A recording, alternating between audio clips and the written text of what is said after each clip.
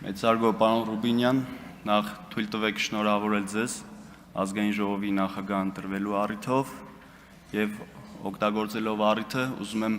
շնորհավորել ձեզ պարոն Ալեքսանյան ծննդյան առիթով։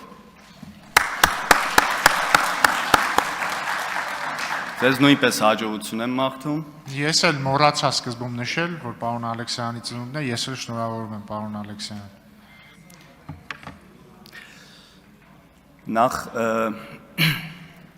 օգտագործելով առիթը ուզում եմ առաջին հերթին պարոն Ռուբինյան, դուք չանդրադարձաք ձեր ելույթում այն հետապնդումների եւ բռնաճնշումների մասով, որին դուք անձամբ եք ենթարկվել 2008 թվականի մարտի 1-ի դեպքերով, դուք խոսեցիք միայն ձեր հայրիկի հետ կապված բռնաճնշումների եւ հետապնդումներին, երևի չուզեցաք ասեիք, թե ինչ հետապնդումների եք ենթարկվել, երբ որ մենք միասին սովորում էինք Երևանի պետական համալսարանի միջազգային հարաբերություններ ֆակուլտետում եւ համակուրսեցիներ էինք, իհարկե տարբեր հոսքերում էինք սովորում։ Ես այն ժամանակ լավ տեղյակ էի, թե ովքեր էին գաղափարակից սկզբունքային այն ուսանողները, ովքեր մասնակցում էին Ազատության հրապարակում միտինգներին եւ ուշով ռեկտորատից եւ դեկանատից հետևում էին, թե այդ ուսանողները փետրվարի 20-ից մինչեւ մարտի 1-ը ովքեր են ամենաշատ բացակայություններ ունեցել եւ ենթարկվում էին հետապնդումների, բացակայությունների հիմքով ուզում էին նրանց համալսարանից դուրս թողնել, որից մեկը դուք էիք, պարոն Ռուբինյան։ Իմ բախտը այնքանով բերեց, որ ես այդ ժամանակ նոր էի վերադարձել ծառայությունից, ժամկետային ծառայությունից եւ իմ անունը դեռ մեր կուրսի մատյանում ավագի կողմից չէր գրանցվել եւ ինչ որ կերպով ես կարողացա խուսափել համալսարանի այդ ճնշումներից եւ հետապնդումներից։ Ինչևէ, հարգելի գործընկերներ, այստեղ խոսվեց նաեւ մանդատագողությունից, ընտրակեղծարարությունից եւ չխոսվեց այն բոլոր գործիքակազմից, ինչը որ ընդդիմության կողմից այս վերջին ընտրությունների ժամանակ գործի էր դրվել, մասնավորապես արտերկրի մեր հայրենակիցները ինչ ճնշումների են ենթարկվել, ինչ շանտաժի են ենթարկվել,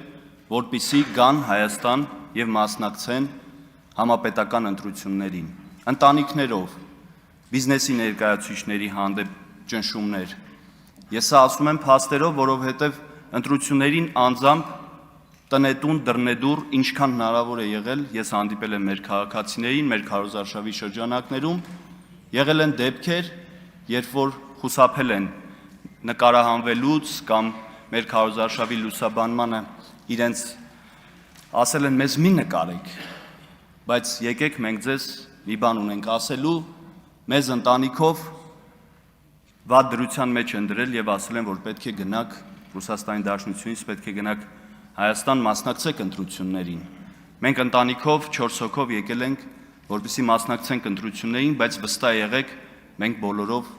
ձեզ ենք ընտրելու։ Այսինքն մեր քաղաքացիները ի պատիվ իրենց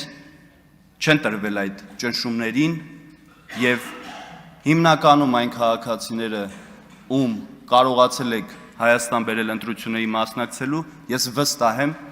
նրանց մեծամասնությունը իր ձայնը տվել է քաղաքացիական պայմանագրին եւ Նիկոլ Փաշինյանին։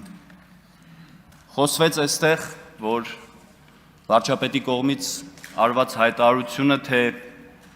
եթե մենք սահմանադրական մեծամասնություն չունենանք, սեպտեմբերին պատերազմ կլինի։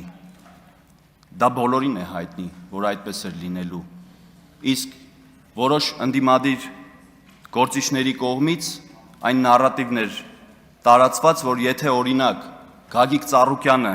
կամ Բարգավաճ Հայաստանը չանցնի խորհրդարան, չընտրվի падգամավոր, Հիսուս Քրիստոսի արձանը չի կանգնեցվելու։ Սա ինչ է, եթե ոչ մեր քաղաքացիների հույզերի, զգացմունքների հետ խաղալու փորձ։ Եվ այս պատմությունը կա, եւ դա թարմ է։ Այնպես որ հարգելի գործընկերներ, եկեք ընտրություններ կեղծելու կամ մեր քաղաքացիների հույզերի հետ խաղալու մասին խոսելիս առաջին հերթին հետ նայեք, թե դուք ինչեր եք արել, դուք ինչպես եք վարվել եւ ոնց եք փորձել խաղալ մեր ընտրողների, մեր քաղաքացիների հույզերի եւ զգացմունքների հետ։ Տիկին Գրիգորյանը այստեղ չի, ես կուզեի, որ ներկա լիներ, երեք այստեղ անդրադառնալով ինչ-որ տենդերներից, մրցույթներից եւ շինարարություններից անդրադարձ կատարեց նաեւ ինձ, որին Տիկին Գրիգորյանը այս ամբիոնից խոսել էր նաեւ 2024 թվականի դեկտեմբերին, եթե չեմ սխալվում, եւ հարց հնչեցրեց պարոն Գարիկ Սարգսյան, քերին ոնց է։ Քերին լավ է։ Քերին միշտ է լավ եղել։ Քերին 90-ականներից սկսած հաջողակ բիզնեսմեն է եղել մեր մարզում եւ այսօր էլ շարունակում է լինել եւ դա գիտեն բոլորը մեր մարզում ապրող, որ քերի լավ լինելը պայմանավորված չի եղել Գարիկ Սարգսյանի պաշտոն ունենալով եւ հետայսու նույնպես պայմանավորված չի լինելու, եթե Գարիկ Սարգսյանը պաշտոն երբևէ չունենա։ Ես ուզում եմ մի քանի թվային փաստեր բերել, նախ թույլ տվեք ասել, որ քերի տենդերներին մասնակցելը այդտեղ որևէ շահերի բախում չկա։ Այլապես կոռուպցիայի կանխարգելման հանձնաժողովը կանրադառնար հետքի այդ հոդվածին եւ հակակոռուպցիոն կոմիտեն որոշակի գործողություններ կձեռնարկեր իմ քերու վեդի համայնքում մասնակցած եւ հաղթած տենդերներին։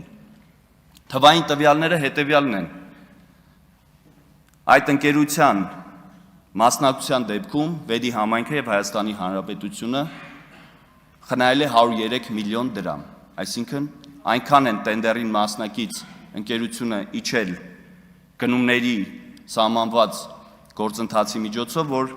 մեր համայնքը եւ Հայաստանի Հանրապետությունը խնայել է 103 միլիոն դրամ։ Թվային մեկ այլ տվյալ ձեզ ներկայացնեմ 2022, 23, 24 թվականի այն ժամանակահատվածում, որի մասին խոսել է Տիկին Գրիգորյանը, մենք համայնքում հայտարարել ենք 5.5 միլիարդի սուբվենցիոն ծրագրերի մրցույթ, տենդեր, որի մասնակցության այդ ամբողջ տոկոսային հարաբերակցության մեջ իմ հետ այսպես ասած փոխկապակցվող ընկերությունը շահել է ընդամենը 7.1% աշխատանքները։ Իսկ իրենց խմբակցության, իրենց նախկին գործընկերոջ ընտանիքին պատկանող ընկերությունը իմ համայնքում միայն մեկ տենդերով շահել է 17% չափով մրցույթ, ռոռոկման ջրագծերի մրցույթ, եւ իրենց մյուս նախկին գործընկերների եւ նրանց ընտանիքների հետ փոխկապակցված ընկերությունները այսօր էլ շարունակում են մեր համայնքներում, Հայաստանի Հանրապետությունում բաց, թափանցիկ, մրցակցային տենդերներում հաղթել եւ աշխատանքներ իրականացնել։ Միայն թե մնում է որակով եւ ժամանակին իրականացնեն մեր մանկապարտեզների եւ դպրոցների շինարարությունները, որպեսզի մեր երեխաները մեկ տարի ուշացումով չգնան չհաջախեն նախակրթական ուսումնական հաստատություններ եւ դպրոցներ։ Դրանից թող խոսեն։ Տիկին Գրիգորյանին ես հարց ունեմ։ Ասեցի, որ քերին լավ է, իսկ ձեր ամուսինը ոնց է։ Հիմա եթե հարցը հասել է այդտեղ, ես հարցեր ունեմ։ Դա ճիշտ է, Տիկին Գրիգորյան, որ ձեր ամուսինը Կապանի համայնքապետարանին միլիոնավոր դրամներ իր Range Rover-ի գույքահարկը չվճարելու համար իրեն կեղծ սնանկության է տարել, որպեսզի խուսափի մեր համայնքներից մեկին խոշոր գույքահարկ վճարելուց։ Եվ ԴՀԿ-ով այդ Range Rover-ը եղել է հետախուզման մեջ։ Դա բոլոր ղափանցիները գիտեն։ Ղափանում ընկած այդ Range Rover-ն էին ման գալիս, որպեսզի տանեն Տուգանային հրապարակ։ Կանաչ Range Rover։ Երկրորդ փաստը, Տիկին Գրիգորյան, դա ճիշտ է, որ ձեր եւ ձեր հոր Շրջակա միջավայրի նախարարությունում աշխատած տարիներին դուք ոռոգման ջրագծի վրա հեկ կառուցելու թույլտվություն եք ստացել եւ գրեթե պատրաստ է եղել դա շահագործելու, բայց եկել է նոր իշխանությունները եւ թույլ չի տվել, որպեսզի ոռոգման ջրագծի վրա կառուցվելիք հեկը աշխատի։ Ավարտեք, պարոն Սարգսյան։ Տիկին Գրիգորյան, վերջի հարցը։ Դա ճիշտ է, որ հուշարձանների պահպանության պոակից կոպեկներով ամսական 25,000 դրամով խոշոր գույք եք վարձակալել եւ դարձրել եք սքո սրահ։ Այս հարցերին կխնդրեմ պատասխանեք, ճիշտ է արդյոք, թե ոչ։ Շնորհակալություն։ Շնորհակալություն։